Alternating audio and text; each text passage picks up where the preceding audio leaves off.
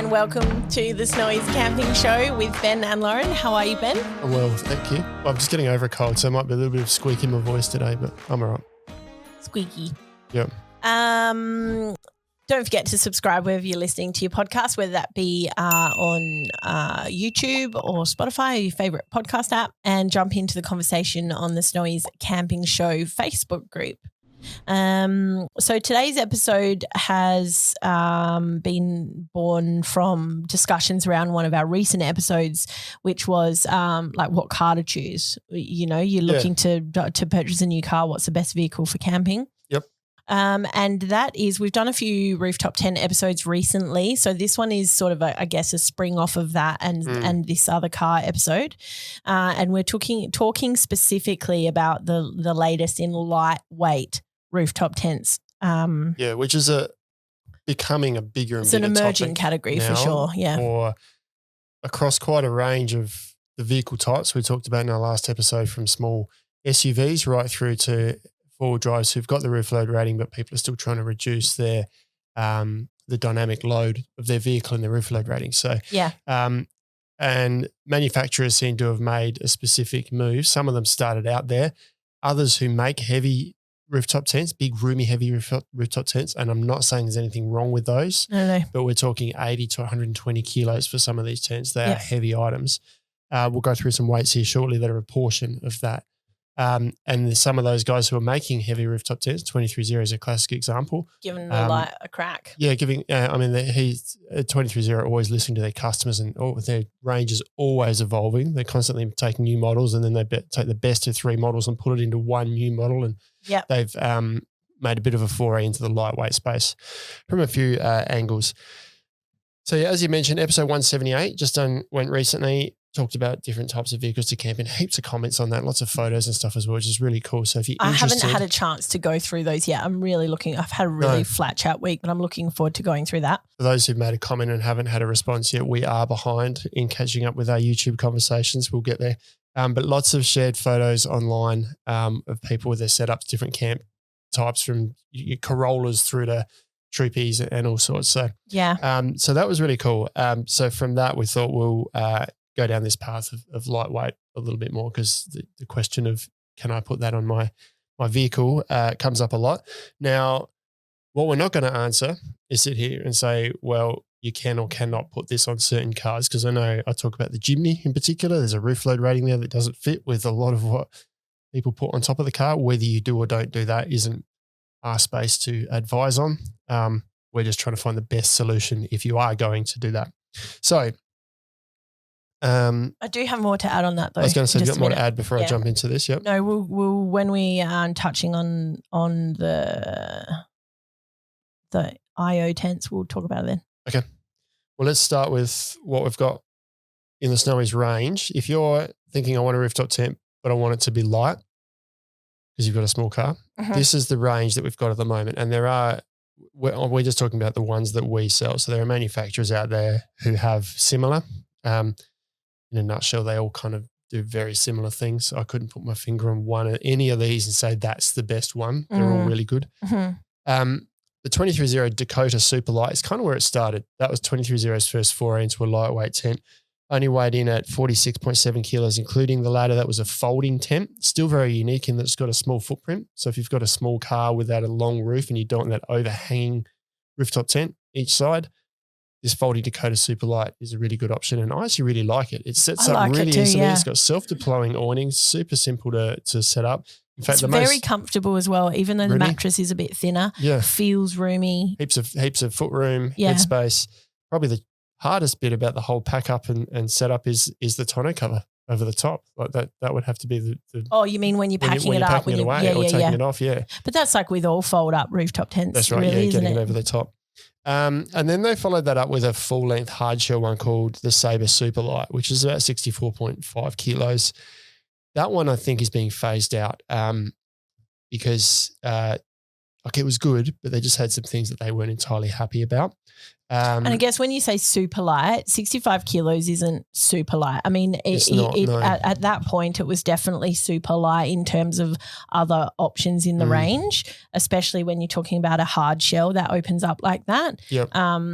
But Yeah. It's a really nice low profile looking tent. It's kind of got that heavier duty construction with a lower profile, but it's still a little bit up there in weight.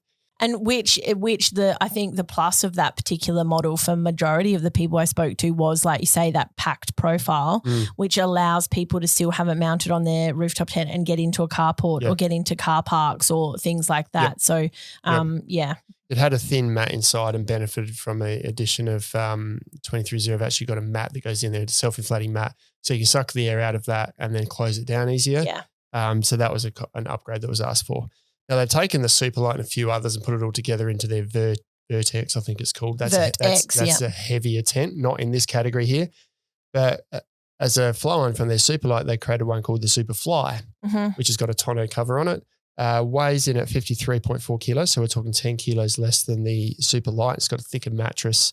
Not the same strength on top for roof racks and that sort of thing, but we'll get into it shortly. There's a lot of things that people are saying, but you can't do this or you can't do that with these lightweight rooftop tents. So that's the trade-off though, right? That's the point. That's it's exactly the point. It's the same as when you are hiking, doing multi-day hiking and you go with an ultralight tent. It might only last you, 2,000 Ks or whatever and it might not have as many bells and whistles because it's ultralight. Like that's the point. In an ultralight product, it's pared back because you're prioritizing the compactness or the pack size and the overall weight of it. Yeah. So I was going to cover off on some of those later in this ep and talk about some of the ways you can get around it. Unless you want bells and whistles to be made of air, you're not getting them in a lightweight version of anything. Or have the whole thing made of carbon. That's true. And pay 10 grand for your rooftop tent because there are some lightweight options out there, and the biggest complaint is how expensive it is. Yeah, so, also true. Anyway, moving on. So that's the 23.0 range. Inspired Overland. I feel like people just like to complain. Which I don't want to go there realistically as a whole, but I think sometimes people just like to complain. You usually hear about the complaints more than the positives. Yeah. It's the same as you. Usually the customers we speak to are usually the ones with an issue. Those who are happy are out enjoying life because they're happy. Yeah, but anyway. I think it's one of those things where it's like you've got to stop and sort of have a think about it. Yeah. In that sense, because it's ultralight, doesn't have a huge amount of features, it doesn't have a huge amount of bells and whistles. But then if you're looking at a rooftop tent that does have all of those features, they're really heavy. And so then it's like, but it's too heavy. Yeah. And then it's like, okay, so then you look for something that has a trade-off of both, the Carbonlite, Inspired Overland Carbonlite, and it's like, well, it's too expensive. So Stargazer, is the one I was thinking of. That's the really expensive one. So I think it's just one of those things where when you're looking at a product, if it's too much of something or not enough of something, it's not the right product for you. And it doesn't mean that it's a bad product. It just means that it's not the right product for you. So continuing to sort of ask those questions for yourself about whether or not, is it within my budget? Is it within my weight rating? Is it the features that I like? That's how you sort of narrow down what's right for you. Minimize the compromises. Correct. Other people are going to have a totally different set of requirements to you and they're probably going to love it even if you don't. Yeah. You can't have your cake and eat it too, damn it. Yeah. It's one. There's got to be a trade-off somewhere. So Inspired Overland, we've had Inspired Overland on the show here before. We went to the Sydney show with them to showcase the 3 tents that we had. We didn't have the Stargazer at that point in time, but they have got their standard, just their regular, which is a tonneau cover tent, weighs in at 34.5 kilos. Yeah. Like we're talking less than Super light tents. Like it's, really, really light. And like I know there's lots of footage around of you lifting it up above your head. I can do that. I can literally pick it up and move it by myself. Yeah. So there's a standard and an XL at 39 kilos, still under 40 kilos. They've then got a Carbonlite one, which has got carbon fibre elements in it. It's not all carbon fibre. It's got carbon fibre elements in it. Price goes up. Weight comes down, 36.3 kilos. That is a sleek looking rooftop tent. It's about 12 centimetres high. You can put roof rails on that for lightweight stuff. Like you're not going to, once again, it's lightweight. You're not going to go and put swags and stuff on top of that because you're trying to keep your roof load down, right? Yeah. Latest version, which is really cool, I love this tent, is the Stargazer. Lots of questions about that, and actually that's led me to another episode that we're going to talk about with condensation, insulation, all that sort of stuff. So stay tuned for the conversation about that. That is cool. It's a sweet looking When tent. I saw it, I was like, it was Christmas, climbed in, laid in it. It's just cool. Yeah. And look, it's not cheap. And we're not going to sit here and say it's cheap. It's not cheap because it's got heaps of carbon fibre elements to it. Or the cross struts. It's different to their other tents because it doesn't open up like an apex hinge. It's got that cross strut which lifts the whole roof up, giving you about a foot of extra space down at the foot end or the head end, however you get in. And all of those, that X hinge structure is carbon. And even the extendable poles that hold it up, that's carbon fibre as well. And it also has a clear top on it. Check it out. It's pretty cool. And then there's one called the Trailpeak. This weighs in at 38 kilos, and I'm really excited about this one. Now I'm really excited about that, this might be me getting a rooftop tent. Yeah? Yeah, well, I think so. It's one I'd buy for a number of reasons. Firstly, it's 38 kilos. It's got more room than any of the tents we've just talked about here so far.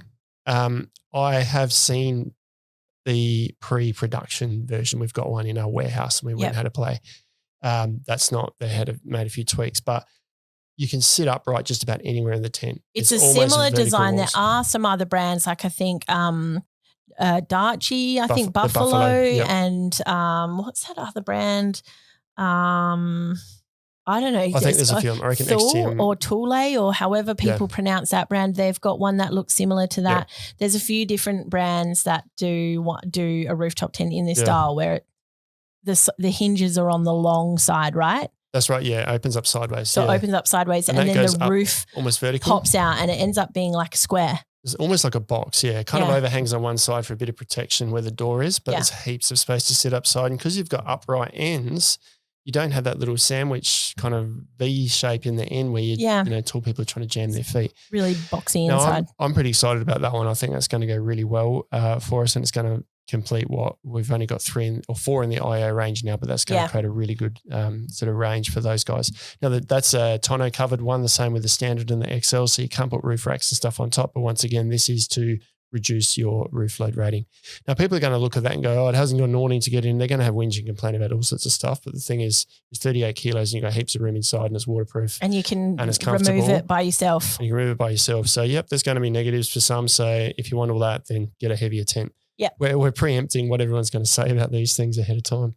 Now, a couple of other ones. Darche's detachable rooftop tent, bit of a different one. Kudos to Darche, doing different things. The same with they've got a rooftop tent that's got a solar panel integrated into it, heavy range, out different category than this. But this is a detachable one, so you can set it up on the roof of your car, or you can take it off and put it next to your tent.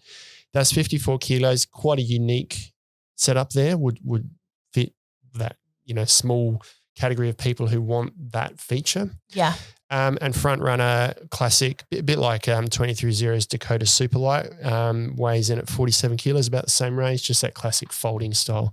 So that is the range that we've got online at the moment. That is kind of, well, there's one that's 64 kilos, but we're talking 55 kilos and under for all those rooftop tents. And that 64 kilo one, the Super Lite, is phased out anyway. It is, yeah.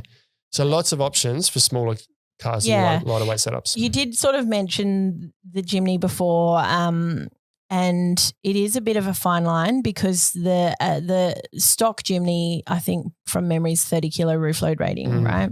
So regardless of whether or not you've got a GVM or something to increase your overall vehicle load, that's something that you need to sort out for your vehicle. But the Inspired Overland Standard, which is 34.5. Yep. And the Inspired Overland Carbonlite. Now, the features of these that you can remove. So the ladder itself weighs 9 kilos, and that's not included in the stated weight. So and that has to be packed separately, right, in your vehicle. So you do need to account in your overall GVM that 9 kilos for the ladder weight, but that's not on your roof. So, for example, that standard at about 34.5. Now, the awning poles weigh between about 400 and 500 grams. So, for both of those poles, you're probably looking at, 800 to a kilo. You've got your tensioner poles, which are 150 grams each, so about 300 grams for that. And then your anti-condensation mat is about 2 kilos. And the mattress is around about 3 to 4 kilos, roughly. So not having weighed all of these components individually, just knowing what those components weigh generally, around about 6 to 7 kilos of that 34.5 kilo tent weight is removable. So you've got to put a roof rack system on there. So depending on your roof rack system, you can probably come pretty close to that rating. If that's something you're trying to stick to by the law, heaps of cars out there probably aren't going to be like that. Yeah, but don't do it because you're cool. We're not going to advise you to do that. Not going to say do or don't. But yeah, so 34.5 standard tent, if you remove all of those bits and pack them inside your vehicle instead and just add them every time you set up, you're looking at 28.5, 27 to 28.5 kilos. Yep. So that is under your 30 kilo weight rating. Same thing for the Carbonlite, which is 36. You're probably looking at 29 to 30 kilos. But by the time you add roof rack on it, you're probably over anyway. Just so it's over. Hard to get under. But if you are looking for something. So it's hard to get under, but there is some flexibility there when it comes to removing those components and packing them separate. So in terms of can you or can't you, as we've said, we'll say it again, we're not going to sit here and say you should or you shouldn't. That's as guided by your insurance company and whatever. Yeah. How closely you want to play that line to the rules. But moving on to the technology or the sacrifices put in place to make these lights. So materials obviously is a big one. Carbon fibre is put in, not a sacrifice, but a sacrifice is your bank account. You can pay for light. It's going to cost you more. Same with a lightweight tent, hiking tent, right? And it's a bit of durability as well. Same with a lightweight hiking tent. You get a lightweight hiking tent. It's made of lightweight materials because it's made to be light.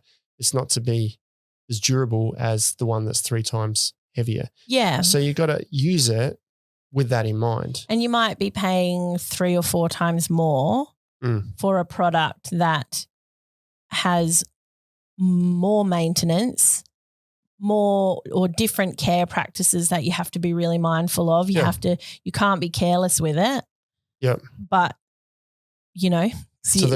but that's what you're ultimately you're paying for the weight. The weight, that's right. The tonneau cover makes lighter as well. So the standard and the Trailpeak are just wrapped in a tonneau cover.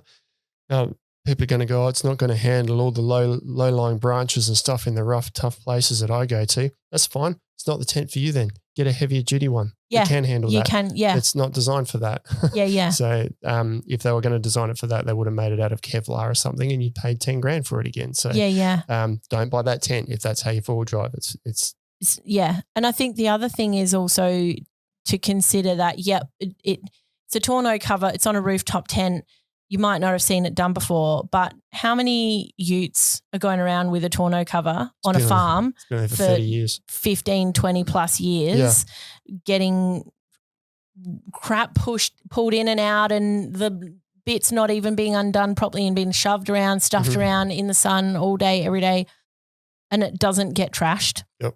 So there's no real reason to think that unless you're doing something wild, like you're literally trying to make your own pathway through a bush. Yeah. Like there's no reason why that tonneau cover isn't going to stand up to that. No, and it's probably going to last well beyond the lifetime of the tent anyway. And if that's starting to break down, which it will eventually, it's probably time for a new tent anyway, no matter which one you bought. And then on that, remember we were talking before about how like if you get an ultralight hiking tent, there might be additional maintenance things you have to worry about. With a tonneau cover rooftop tent, once a year, just cover it with some tonneau polish or some tonneau balm or something to look after it. It'll probably outlive you. Yeah, absolutely.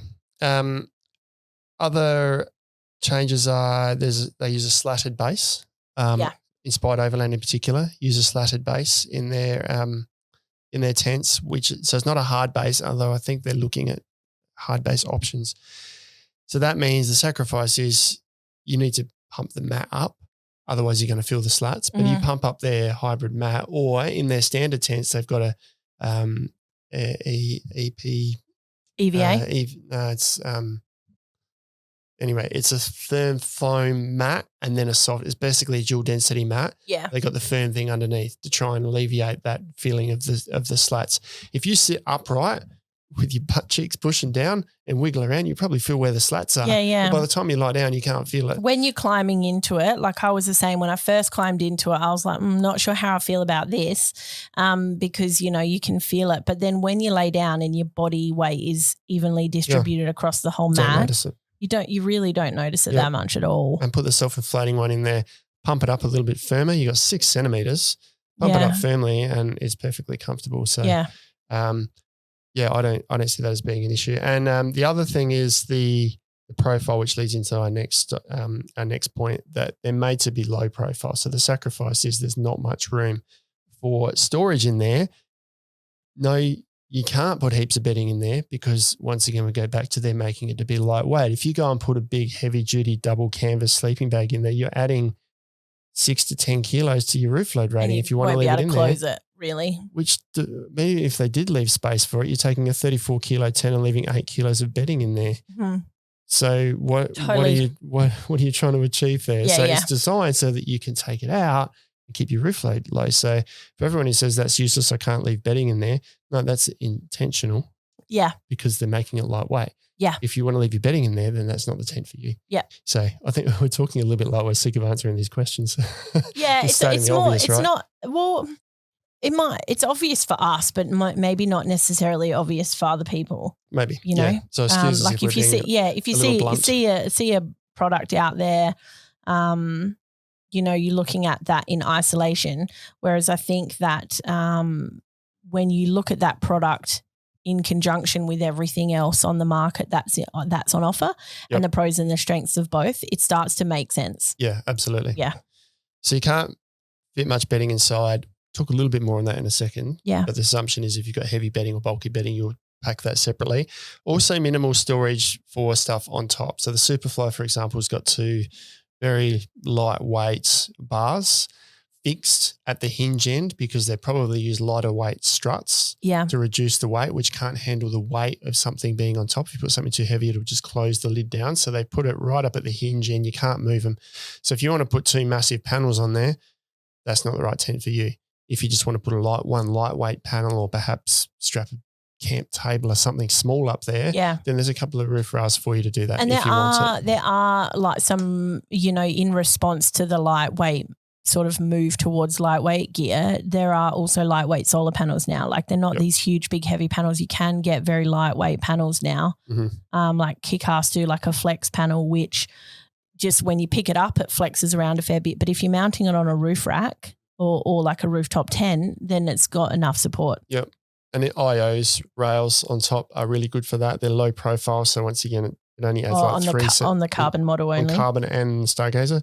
Put it on the Stargazer too. Can you? Right. Okay. It's got the rails down the side. So of course, because it's got a hard top. If you put a solar panel on the Stargazer, you're somewhat eliminating there's no point in clear doing top that. on it. Yeah.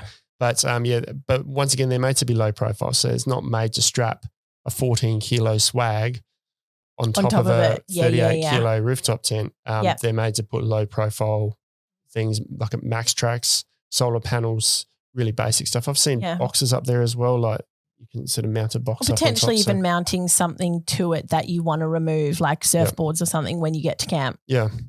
IO, interestingly, to keep the tent weight down, they put lighter weight struts on, and when you buy the roof rack kit, you get heavier duty struts to go with it. Yeah, and you got to replace them out, and you got to replace them so that it can handle the extra weight. So that's how far they've gone to try and keep the weight down.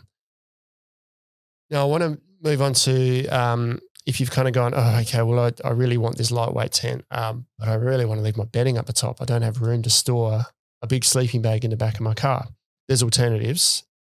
Once again, comes at a price. Yep. You could buy a heavy duty canvas sleeping bag for what is the Cold Mountains, like $130 or $150 or something, isn't it? So yeah, but if you got a double, you're sort of looking $200-$300. Yeah, okay.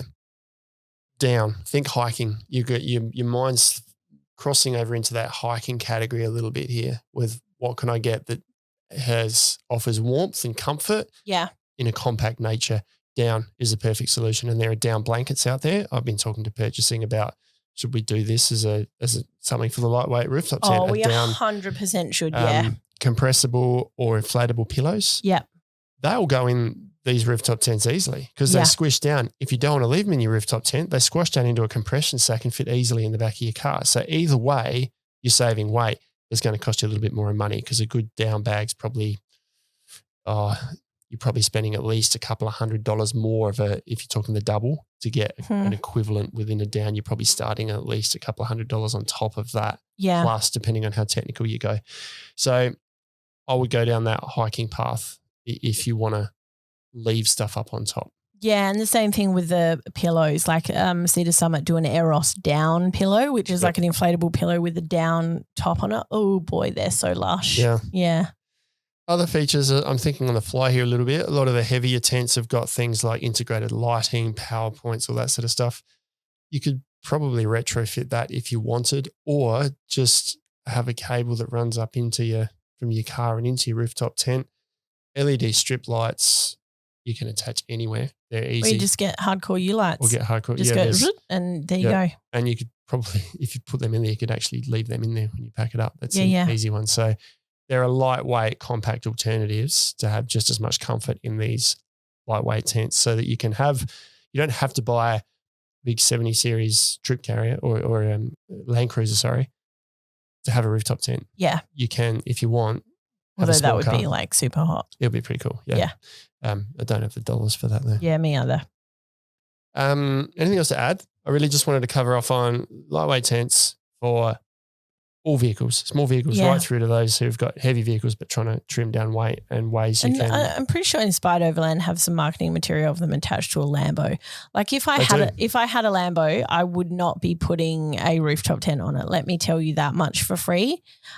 But it's on there. It can go on a Lambo. They have a look at Inspired Overland's vehicle gallery. There's some really cool shots in there. There's a US brand. Latest one I've seen, actually, I reckon it was on their Inspired Overland owners group. I reckon it was like an old Subaru Outback, those boxy old ones. Oh, yeah, nice. With this slick as Inspired Overland tent on top. And it just looked really cool. Yeah. So they got all sorts of vehicles with these on top. Heaps of happy people with them as well. There's also a little 2-door Jeep Wrangler that gets around here that's got a Super Lite attached to it, like a Dakota Super Lite on it. Oh, is it? Yeah, it looks cool. Yeah, okay. The Super Lite, just to mention too, that the front runner and the Super Lite are the folding style. So when we're talking about roof racks and stuff, you can't put they're a soft top. But it's a small footprint. So if you've got a small ute and you want to put it on the tub, you can use that folding style to go on that. So I think what we've got now compared to even just a year ago, what we've got available now in the lightweight category to suit such a bigger range of vehicles is really good now. So if you've got a small car and you don't know which rooftop tent to suit or a small space or something unique, just give us a call because this just covers off on the lightweight ones and we've got heaps more in the range. For sure. Cool. Let us know your thoughts, what vehicle you've got, how you go about saving weight in your rooftop tent. Anything else? That's all I've got. Catch you later. See you next time.